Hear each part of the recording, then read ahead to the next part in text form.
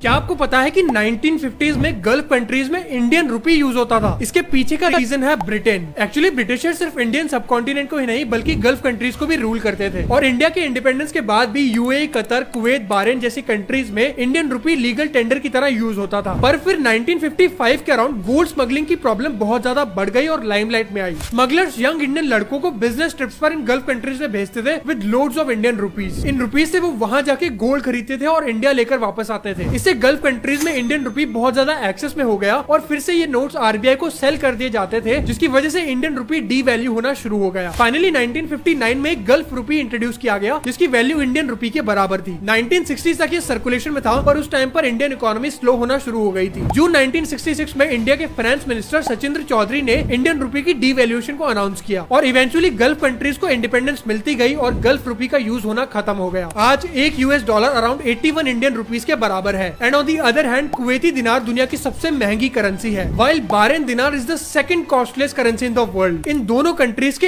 एक दिनार की वैल्यू 200 इंडियन रुपीज से भी ज्यादा की है। अब ये वीडियो इंटरेस्टिंग लगी तो इसे अपने फ्रेंड्स के